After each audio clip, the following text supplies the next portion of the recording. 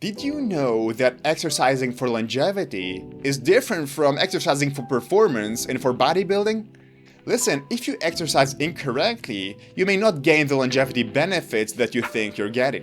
Even if you follow the recommendation about how to exercise, it is possible to improve your performance, lose weight, without activation of the full power of exercise for longevity.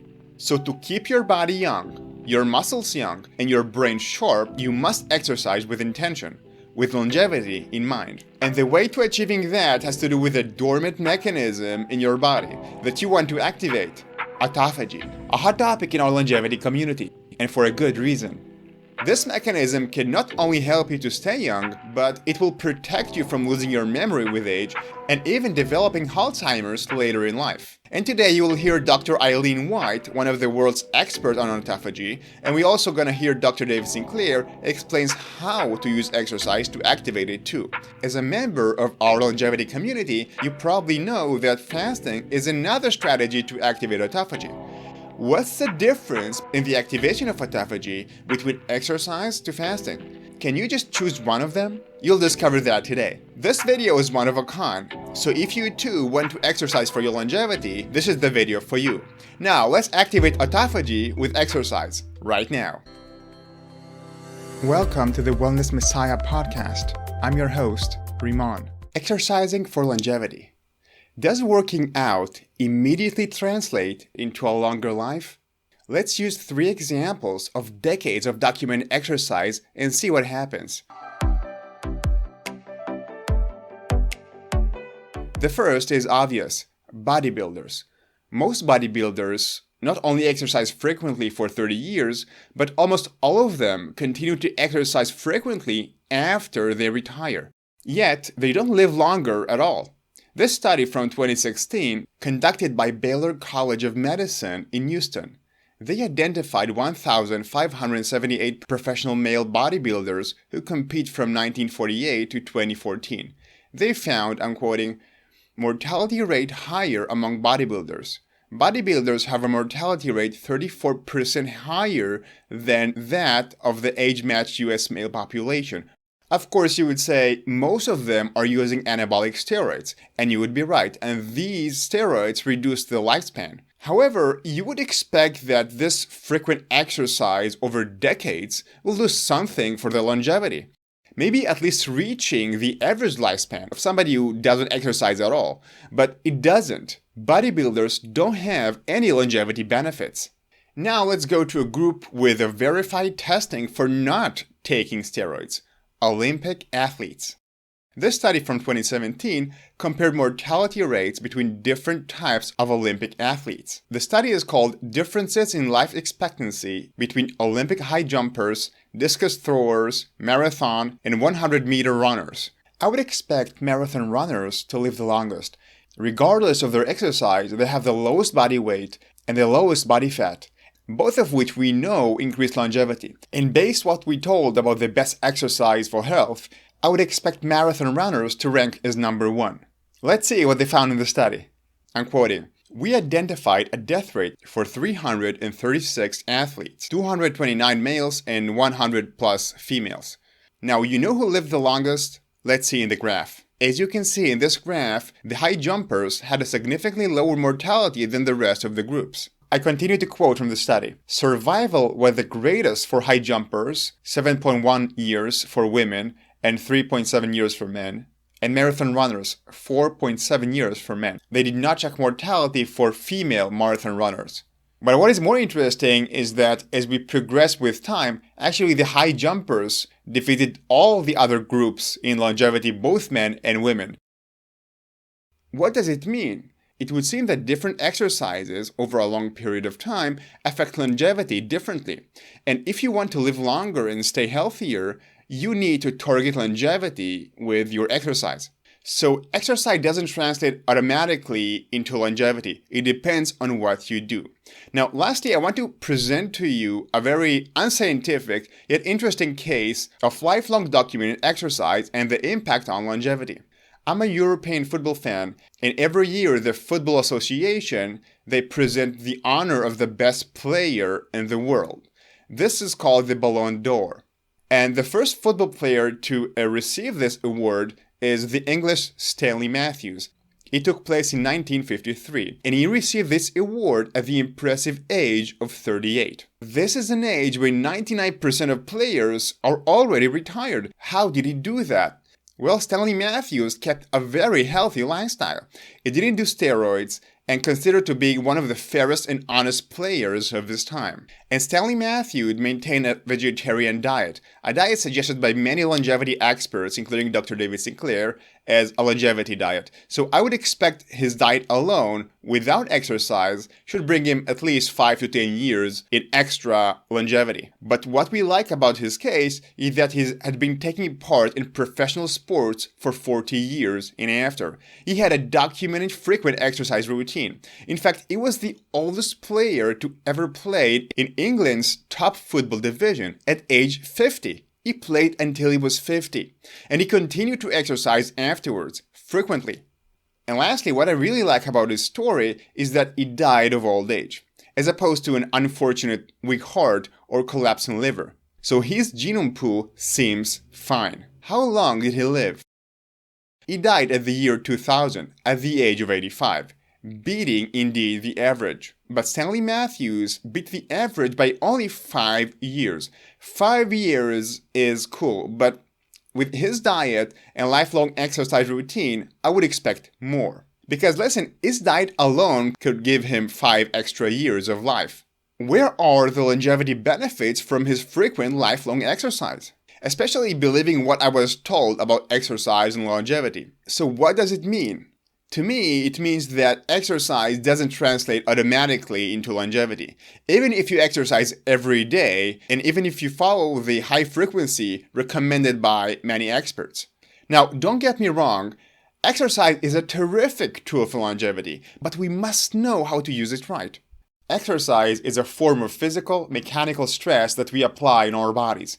This type of physical stress can achieve different goals, from weight loss, bodybuilding, performance, and longevity. All of this depends on the type of mechanism that we try to target. And here, longevity is our primary goal. And the major longevity mechanism that exercise activates is autophagy. For that, we must understand what is autophagy and how can we activate it with exercise.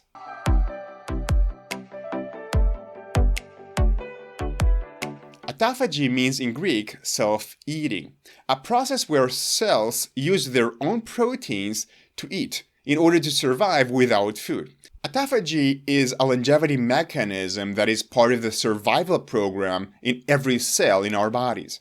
And because it's part of this survival program, in order to understand autophagy, we must understand this survival program first. So now let's hear Dr. David Sinclair explain exactly what happens when animals and cells activate this survival program, and then we'll go into autophagy. This is from Dr. David Sinclair's YouTube channel. These signaling proteins, like the DAF2 one that Cynthia discovered, and the sirtuins that we work on, we didn't know what they were doing at first. It was like, this is crazy. It's got nothing to do with DNA repair and free radicals. But then when we tracked what they were actually doing, it turns out they're speaking to the rest of the cell to keep the cell healthy and alive. So in the case of that worm, those worms weren't just longer lived. The program to survive was activated. Those worms are stress resistant. You can hit them with heat, you can hit them with cold, you can starve them, or just put them in happy conditions. They live longer. Dr. David Sinclair mentioned that one of the stressors is starvation. And these cells and worms just refuse to die despite having no food. How can they do that? This is where autophagy comes. Let's hear now the world's leading expert on autophagy, Dr. Eileen White, and she will explain to us how their team of researchers discovered autophagy in the 80s. That's going to give us a huge clue into how autophagy works and how it helps us to live longer. What we didn't expect was the extraordinary propensity for survival. We could leave the cells out and put them in buffer. They wouldn't die under extraordinary circumstances that we couldn't explain. So why would a cell that just couldn't commit suicide survive in buffer with no nutrients at all? We puzzled over this, like, how can this be? And then we discovered that what these cells had done was turned on autophagy, and we're using that for survival, and that this was a mechanism by which yeast survived starvation. So, did you catch the similarities between what Sinclair and Eileen White said? So, autophagy enables the cell to survive for a long time without food, especially without protein.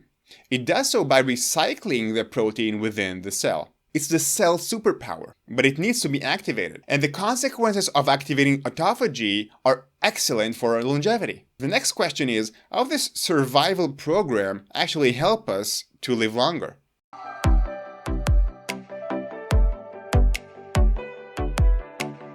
First, autophagy increases the life of the individual cells, the lifespan of the individual cells. That's good for us because when our cells live longer, so do we. And because of autophagy, we avoid the excess turnover of cells. You see, there are so many times each cell can replicate, meaning there is a longevity cost for every excessive turnover of cells. Autophagy helps us to avoid that. Another help for our longevity is that autophagy's consequences is recycling toxic proteins, and it prevents their accumulation. You see, we tend to think of protein as something that is good for us, a healthy building block, a nourishment. But protein inside our bodies can form toxic compounds inside the cells and accumulate and cause damage. It's basically junk, and we call it protein aggregates. These toxins are a major cause of aging, and they lead to many diseases when they accumulated. These toxic proteins are especially dangerous for the brain and the nervous system. Without recycling these toxic protein aggregates, our brains deteriorate.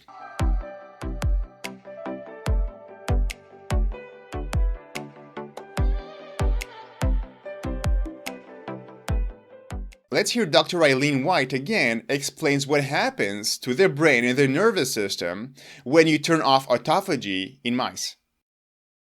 We engineered mice where we can take an adult mouse and give the mice a chemical so that an essential autophagy gene will be deleted throughout the entire animal.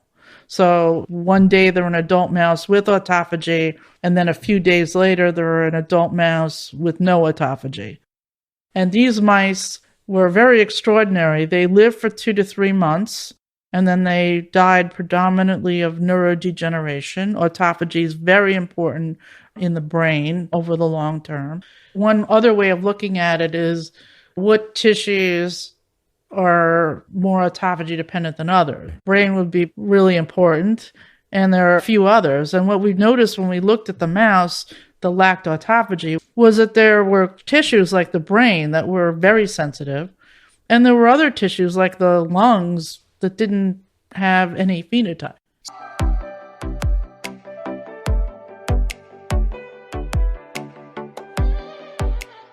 So what does it mean? It means that if you care about preventing mental decline with age, you need autophagy. It also means that if you want to prevent Alzheimer's disease, you want to activate autophagy. In fact, preventing Alzheimer's also is going to help you live longer because Alzheimer's is one of the 4 biggest killers in our society. And the third beneficial consequence for your longevity from autophagy is that autophagy helps us to live longer by reducing damage to the cell. We're going to cover this later, but damage accumulation causes aging. And these toxic proteins, if they hang in the cell, they lead to damage, including DNA damage, which can lead to cancer later. This is not good for your longevity. So autophagy helps us to prevent this damage from happening in the first place. And all these 3 consequences of autophagy are good for your longevity.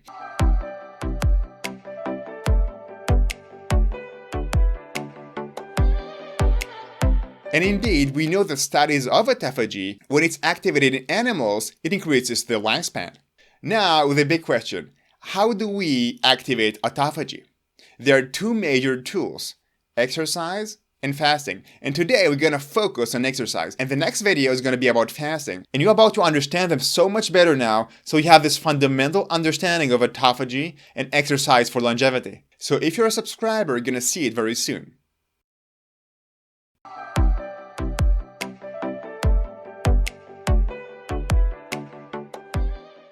exercise activates autophagy. But knowing that doesn't tell us the secret on how to use exercise for longevity. For that, we need to ask the question, how does exercise exactly activate autophagy? Because if we know that, then we can target this autophagy mechanism with our exercise routine. There are two ways by which exercise activates autophagy. The first one is called hypoxia. This term is very important today, so please try to remember that and understand what it means.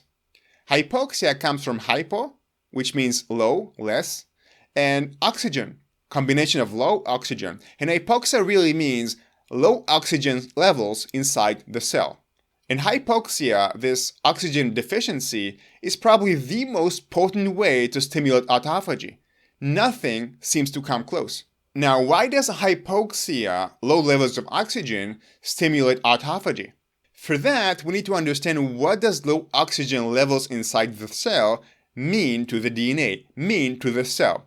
Let me quote from this study from 2010. It's called Proline Metabolism and Microenvironmental Stress. I'm quoting. Nutrients are more severely depleted than oxygen because oxygen can diffuse through tissue with greater efficiency than nutrients. Thus, it can be assumed that all the circulating nutrients, for example, glucose, glutamine, fatty acids, and circulating amino acids, would be at low supply. So what does it mean? It means that hypoxia, low levels of oxygen within the cell, not only tells the cell that there is not enough oxygen to produce energy, but it also tells the cell that all other nutrients are low. In essence, the cells are using low levels of oxygen to sense the entire environment and sense nutrient deprivation. This is why hypoxia is such a potent inducer for autophagy, a protein recycling and survival mechanism under a nutrient deprivation environment.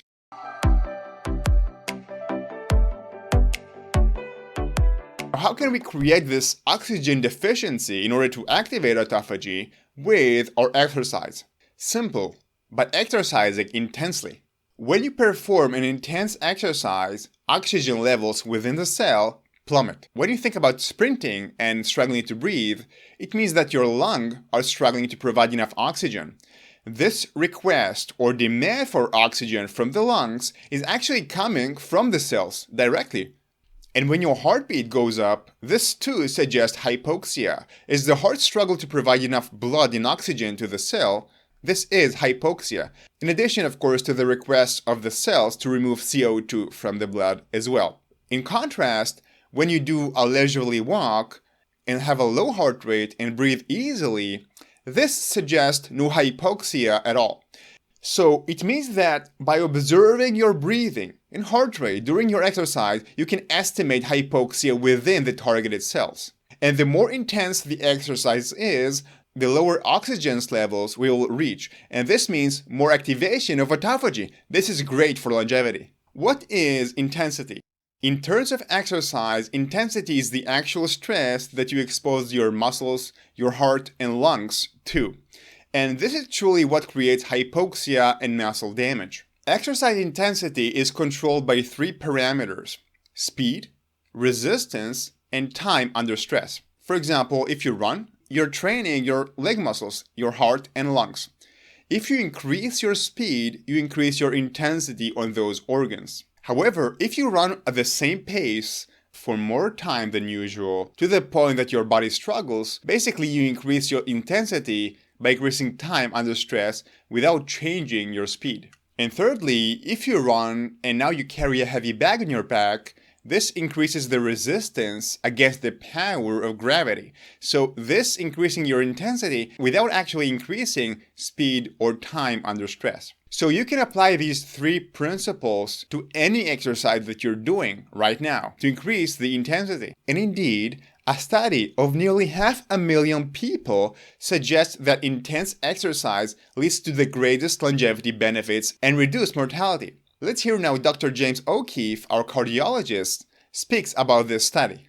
Okay, and this is a study of over 400,000 Chinese that was just published within the last year. We published an editorial along with this afterwards, but they found that vigorous exercise, this is all-cause mortality reduction. The more reduction, the better, and this is minutes of daily exercise. So 10, 20, 30 minutes of daily exercise up. At 40, it starts plateauing. At 45 or 50, you get a point for further plateaus. So further efforts and time do not appear to convey further improvements in life expectancy. Down here is moderate exercise, light to moderate exercise, walking, housework, day-to-day, moving around. Just get off your seat, move around. More is better there. It's not quite as beneficial as vigorous exercise, but more is better. You can exercise all day. The study that Dr. James O'Keefe mentioned is from 2011. It is called Minimum Amount of Physical Activity for Reduced Mortality and Extended Life Expectancy, a prospective cohort study. In terms of exercise, intensity means speed, resistance, and time under stress. I'm going to expand on that later. So we want intense exercise to create hypoxia, but that's not everything.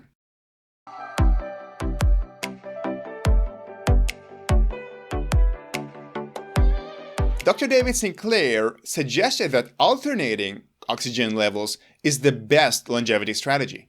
Let's hear him speaking about that. But one of the theories is that it's working similar to exercise.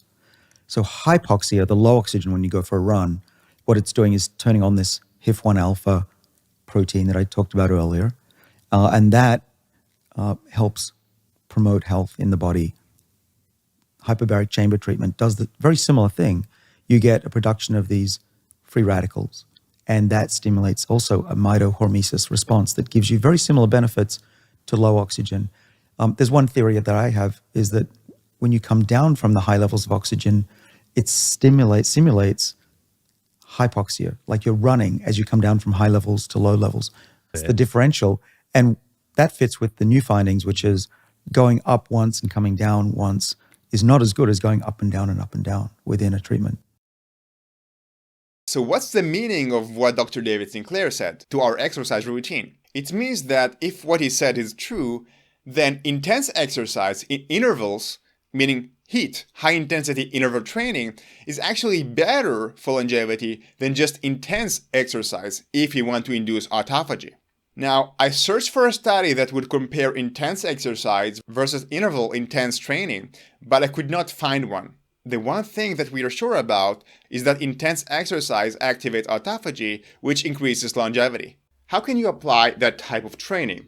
You can do sprinting in short bouts, you can do high-intensity training in a bicycle, and you can use the elliptical machine. In those cases, you're going to cycle oxygen up and down during the exercise, and you apply high-intensity training, which activates the longevity pathways.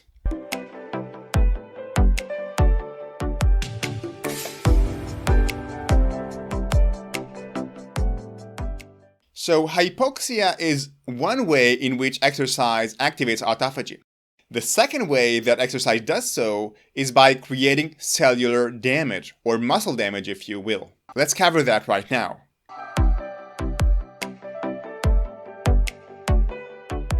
Let's hear from Dr. Eileen White again about how exercise stimulates autophagy, and she also touches hypoxia as well, which is good for us.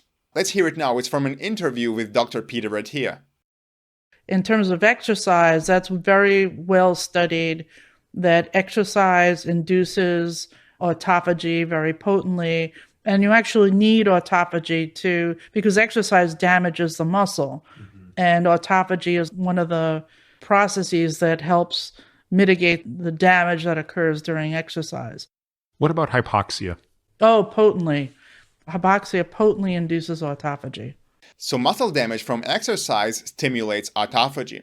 What type of exercise creates this muscle damage? High-intensity training. Again, this is another hint that the intensity of our exercise can help us to increase our longevity. Now, this is important. Damage indeed induces autophagy, and autophagy is excellent for our longevity. But what impact does this damage have on our longevity? Is this damage an absolute good?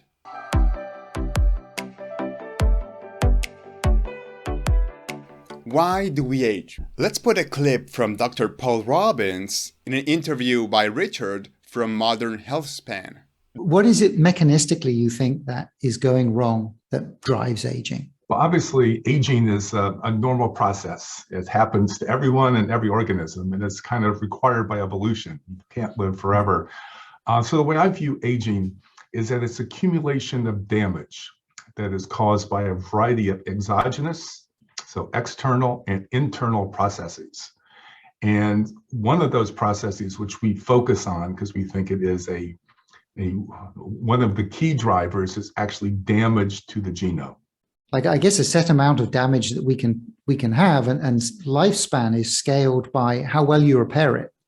Right. What we think is actually the damage that, when repaired, could lead to mutations. That's more the driving force behind aging. Dr. Paul Robbins presented one theory, and not the only theory, of why we age, which is the damage theory.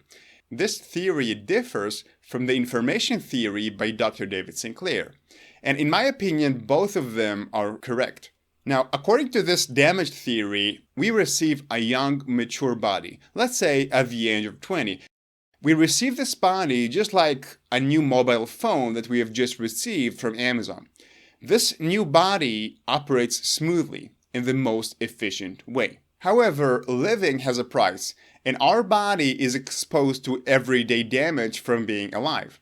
And over time, this damage is being accumulated, just like with cracks and scratches on our mobile phones.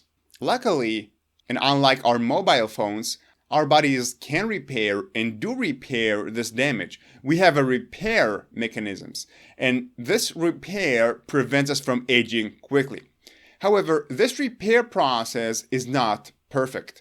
Over time, there is a gap between the creation of damage to the repair of this damage. And this gap between damage and repair is aging. Aging is the accumulation of damage on our bodies from living. And so to preserve our youthfulness, we need to do two things. We need to reduce damage and accelerate repair. However, the story is more complex than that. We have seen with exercise and autophagy that this very damage does have a role. Damage itself, many times, and in the right way, is responsible for activating those very repair mechanisms. This is exactly what we have seen with exercise that causes damage that activates autophagy. So here we have a conundrum. How can we increase repair rate without creating unnecessary damage?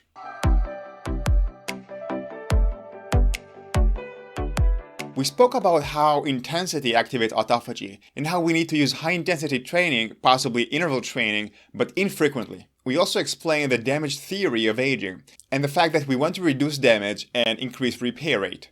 So far, so good. The problem is with over-exercising. When we over-exercise, we hurt the ability of our repair system to do its job. Instead of activating autophagy, it could lead to the death of muscle cells.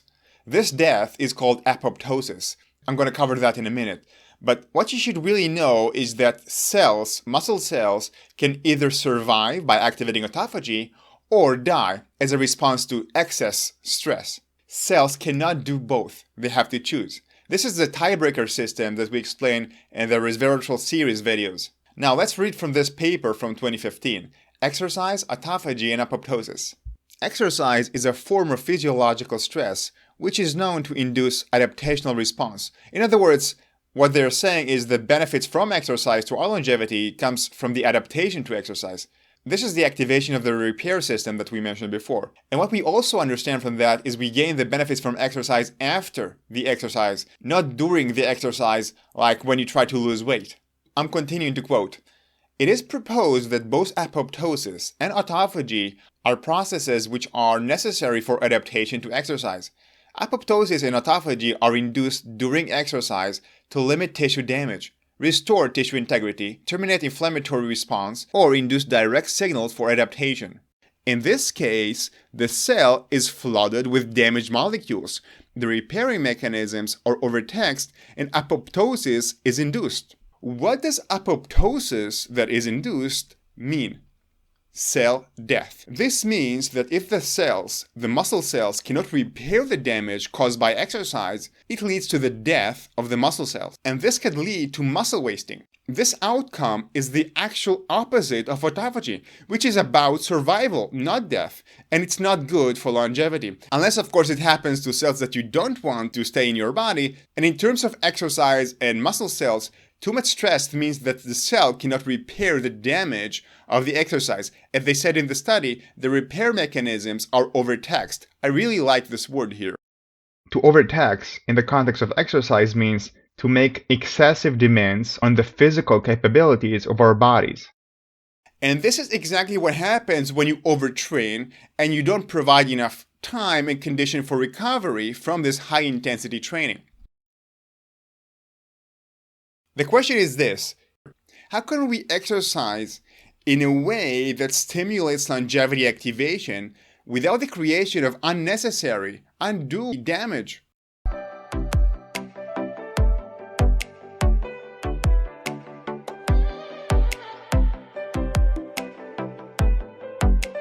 One of the holy grails of youthfulness preservation is creating the minimum damage that activates longevity pathways. And with exercise, we do that by using the right frequency in our exercise routine. The definition of frequency here is how often do we train intensely on a specific muscle or area. It means the resting time between exercising intensely on the muscle. For example, training our back muscles once a week and sprinting twice a week in the same week simply gives us a frequency of once a week for the back and twice a week for the legs and the heart. We don't need to add them up. Walking and low-intensity activities won't necessarily be counted into our frequency. What does it mean practically? It means that we want to exercise intensely to achieve hypoxia and muscle damage, but we want a frequency that is just enough to stimulate repair, meaning activating autophagy, and also just enough to maintain our muscle mass over the years, but not more than absolutely necessary. Therefore, in my opinion, which is also based on my 12 years of personal experimentation with this, is that exercise for longevity should be intense and not frequent. That is to say, if it is not intense enough, then no damage will occur and there will be no sufficient hypoxia. If it's too frequent, it will cause too much damage, and it's not good for the preservation of youth either. In other words, what we're trying to achieve here is activating autophagy, but get away with minimal amount of damage. And this way, we're going to reap all longevity benefits. So we want to find the sweet spot for our bodies. And you wouldn't believe how long between exercises you can go without losing muscle mass. And I will show you later this ridiculous frequency I am using so you can decide if this frequency is right for your situation. But I think the principle here matters the most, and the frequency you can adapt to your individual situation by experimentation. Now, exercising intensely and infrequently is the first key for exercising for longevity, but that's not everything. Of course, as I speak about intensity, with anything I'm going to say in this video, it's not personal advice or recommendation. Please consult your doctor about your individual situation. I don't want you to choke yourself to death to activate autophagy. Choking yourself to death won't help you to live longer. And besides, intense exercise can be dangerous if you have a medical condition. So please consult your doctor before engaging in any intense exercise. So if intensity is so important to create hypoxia, but also excess intensity can be problematic as well, it means that intensity, the dose of exercise, is critical for activating autophagy, because if it's too much, then instead of autophagy, we're going to get apoptosis. We don't want that.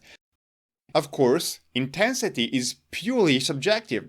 For an Olympic marathon runner, running 1 kilometer is not intense, and they will hardly activate any hypoxia or autophagy this way. However, for a person who just recovered from a long bedridden illness, 1 kilometer of walking is way too much and may lead to apoptosis and muscle wasting. So intensity is simply pushing your individual bar a bit higher. There is a different sweet spot for everyone, and every situation is different.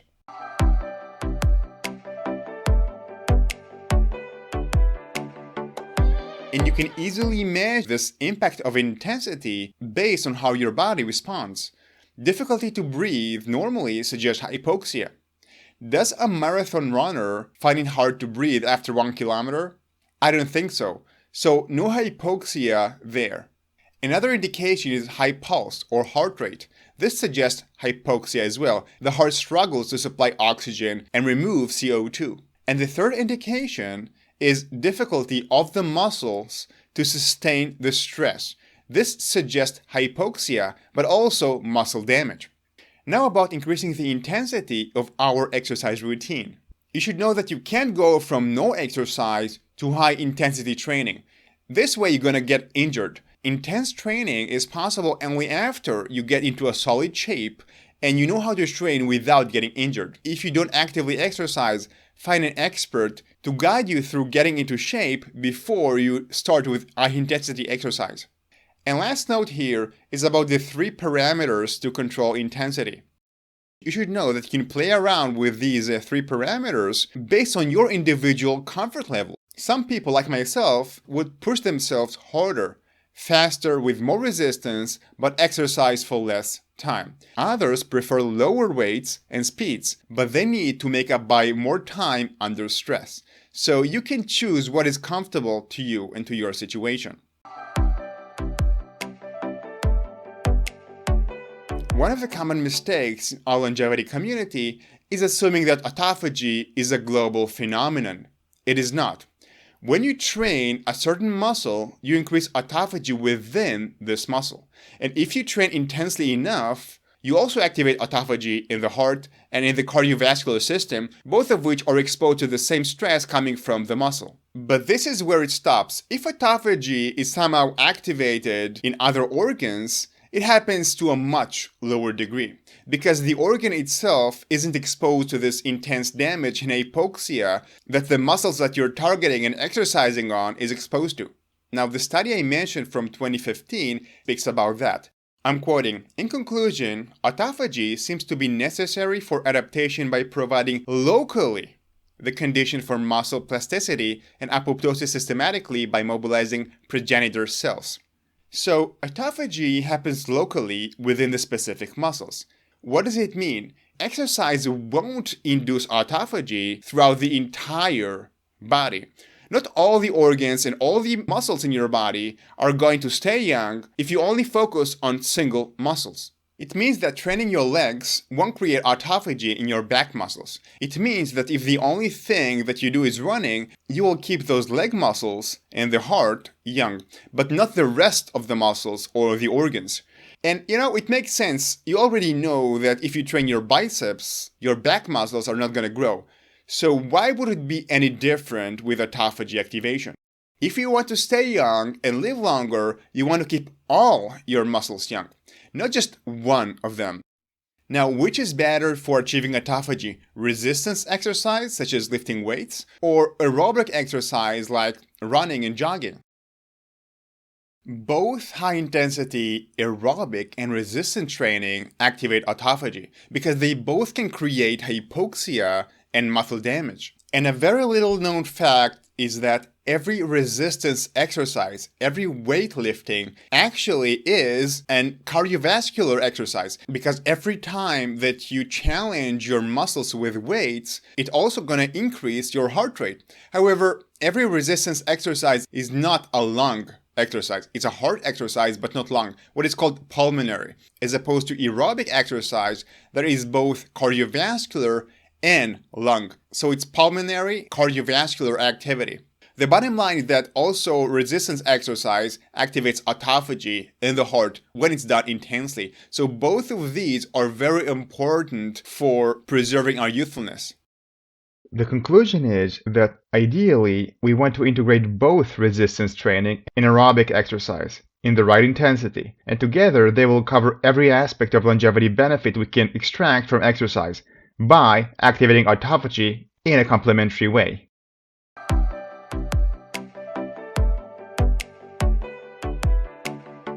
What does this mean?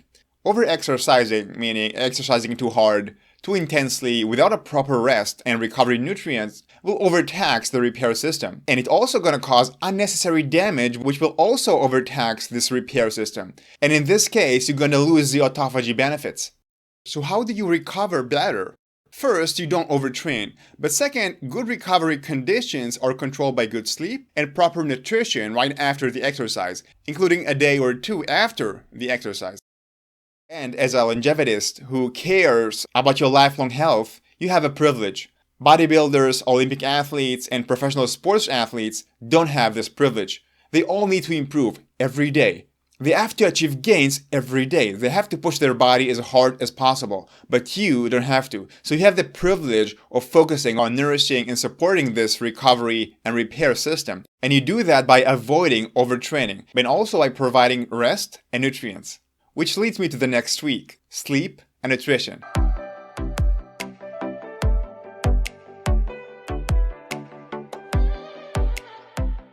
Besides avoiding overtaxing the repair system, you can support its activity, its natural activity. You can do that by increasing your sleep quality after the exercise. For example, we know professional athletes who sleep better have fewer injuries. Fewer injuries indicate an active repair system, and it also indicates less accumulated damage. And for you, it means more longevity. I have a specific guide in this channel on how to improve your sleep quality. In addition, you can also use a proper nutrition. This will allow the repair system to use the nutrients to repair the damage and use that to increase the longevity of your entire body. The point here is this: you can squeeze more longevity benefits from your exercise by incorporating deep sleep and healthy nutritional habits. So if your friend and you are doing the exact same exercise, you are going to extract way more longevity benefits and more health benefits for the same amount of effort, the same workout, simply by improving your sleep quality and increasing the nourishment of your body. Let's summarize those 4 tweaks. So there are 4 ways to tweak exercise for longevity by activating autophagy and supporting the repair system of your body. First is achieving a sweet spot with your intensity. This sweet spot will activate autophagy but will not induce apoptosis, meaning cell death. The second tweak is reducing your frequency so it prevents the creation of unnecessary muscle damage. The third tweak is avoiding overtraining that will prevent overtaxing your repair system and is going to allow your body to fully recover and repair the exercise damage that induced autophagy in the first place. And the fourth tweak has to do with supporting our recovery and repair system by improving our sleep quality and improving our nutrition, both of which will allow us to squeeze more longevity benefits from our exercise routine. In the beginning, I promised that I'm going to touch another issue: fasting. Fasting is another amazing tool to activate autophagy. How is fasting different from exercise in activating autophagy and increasing our longevity? Can you do just one instead of the other? And responding to your request, I will share with you my controversial exercise routine from my 15 years of longevity research and experimentation. But before that, you may have heard about my personal crisis. My wife had a stroke. I recorded the original video that you've seen today before my wife had a stroke. And I want to say thank you so much. I'm truly grateful for your support. Your words, advice, and the kind words have lifted my spirit, truly. And this is why I've edited this episode from the hospital. Yes, I've edited this from the hospital, from the time that they did not allow me to be next to my wife's bed. Because I'm committed to you and to this longevity community. And I also want to say thank you so much to all the patrons of my channel. You support me not only spiritually, but also in this dire financial situation that I'm at. Whether it's just $1 contribution or 10. Thank you so much. And I promise my wife is gonna get over this. And you'll see her face at some point in our future videos. Let's summarize the insights from today about autophagy, exercise, and longevity.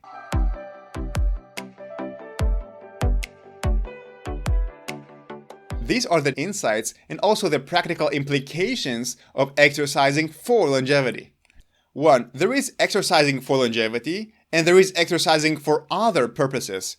The principles behind the exercise and the goals are different, and so are the results. We also learned that in order to exercise for longevity, we want to activate the longevity pathway called autophagy. This happens via using exercise to create hypoxia and muscle damage. In order to create hypoxia and muscle damage, your exercise must be intense.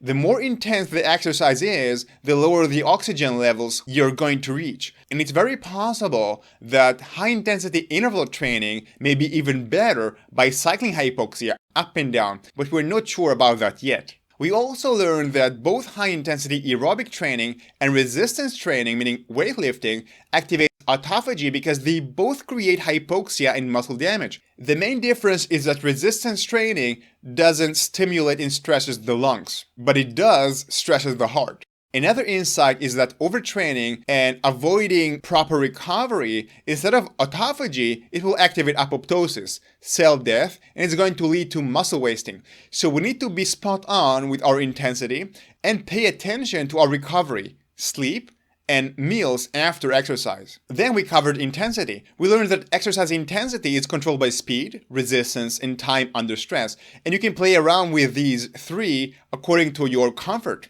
When you exercise intensely, you want it to be infrequent. You don't want to create unnecessary damage beyond what is absolutely required to activate autophagy. And another insight that you want to cover all possible muscle tissues because autophagy is a local phenomenon when activated via exercise. High-intensity bicep exercise will keep the biceps young, but not necessarily your calf muscles. And lastly, we learned that we need to be careful with our intensity. Intense exercise is no joke for the faint of heart. So please consult your doctor to customize exercise to your medical situation. Now, fasting.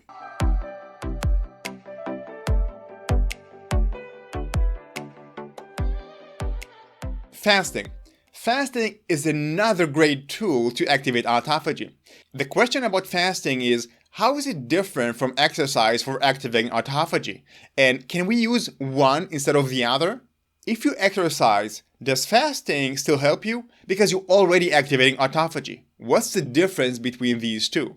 So here's the difference. Fasting is truly a different tool because it leads to a whole body autophagy. While hypoxia and muscle damage created by exercise are local, fasting is a global phenomenon because you starve the entire body of nutrient. So you are likely to have an active autophagy in all organs, especially the brain. Let me explain that in different words. Whereas exercise activates autophagy through muscle damage and hypoxia in targeted muscles and the cardiovascular system, fasting, on the other hand, activates a whole body autophagy through nutrient deprivation. So the impact and the mechanism here is a bit different. And what I really like about fasting is that, unlike intense exercise, it doesn't cause damage. It reduces metabolism turnover, meaning it actually reduces damage. So if you've been fasting, you know that your temperature is going down. This suggests a lower metabolism, less damage creating by metabolism, and this also is very good for our longevity. So fasting both reduces damage and also increases the repair of this damage by activating autophagy. This is fantastic for our longevity. And this is why fasting is such a potent tool for our longevity. Now, to be fair, when comparing exercise with fasting, we have to acknowledge that exercise, besides autophagy, has additional benefits, of course, such as reduced stress, hormonal balance, improved insulin sensitivity, and maintaining muscle mass and bone mass, which gives us strength and health. Fasting won't help you to do that. In fact, fasting is going to increase your stress levels in many ways, and it's not going to be helpful for maintaining muscle mass and bone mass. So we need both of those tools. There is value to incorporating both of those tools, both fasting and exercise, for our longevity and health. But just like with exercise, you need to be specific. You need to know what to do in order to gain all the benefits for your longevity. And there are 3 types of fasting to activate autophagy, which I'm going to cover in a separate video, exactly like this one. If you're subscribed, you're going to see it soon. And patrons of my channel, we're going to see it even sooner, with all the benefits I mentioned before.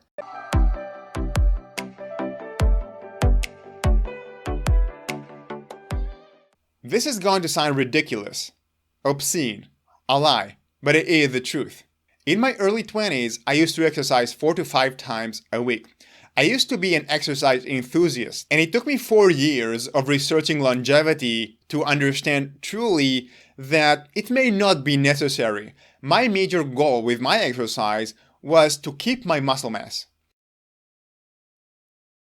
And ask myself, what's the minimal amount of exercise that I can do to still preserve the same strength and muscle mass.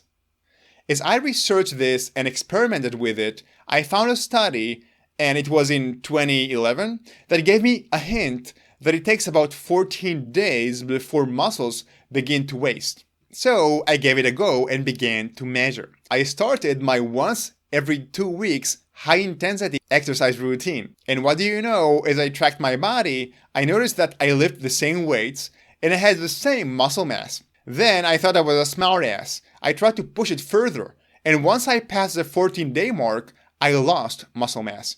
Those discoveries were painful because to build muscle mass, I need a completely different exercise program. You see, this protocol only works for maintenance, not for muscle growth. Make sense? And indeed, since 2011, almost 12 years now, I exercise once every 2 weeks per muscle. I don't exercise all of them in one session, but I divide them. But here is the highlight. I actually go to the gym just once every 2 weeks. About 15 years ago, I got injured. And because of that, I can't really run. That would be my ideal exercise for now. So what I'm doing, I'm using the recliner bicycle. And what I like about the reclining bicycle, it doesn't apply a lot of pressure on my joints, which means that I can continue with this exercise for my entire life. Because, there is some notion that after age 40 or 50, you don't want to run because the recovery rate of your joints is going down. So that's what I do. It also activates my large muscles in the legs. And it also increases my heartbeat. So that's what I do personally. Now, how do I truly know it is working for me? So there are 3 things I'm tracking. The first, I track the weights that I can lift and my running speed. If I lift the same weights, it means that I preserve my physical strength. Now, regarding speed, and this is super important for longevity, if you follow sports in whatever sports that you love, you know that athletes lose speed from the age of 24. And it doesn't matter how hard they train afterwards. It happens because our muscle tissue is the fastest aging tissue in our bodies, and muscle speed is a very good indication of muscle aging. Based on muscle speed, my muscles are still young. When I sprint, even though I can get injured, I sprint very fast. The second indication is lean body mass. I track my lean body mass and it doesn't change, as I explained. It only changes when I cheat in my intensity or when I go over 14 days. And my third parameter is body fat percentage. I tracked my body fat every month over the last 12 years. And I know that this weird protocol works because I still have the same 8% body fat exactly when I was 23. And today I'm 35. And I could not have this 8% body fat unless my exercise routine was working and my muscle mass stayed consistent. This is very important. This is my body, not yours. And you need to track your body too and consult your doctor about the intensity. And my routine may not work for you. Maybe when I hit 50, it will stop working for me and I will need more frequency. Who knows? And besides, you may not be as lazy as I with my exercise routine.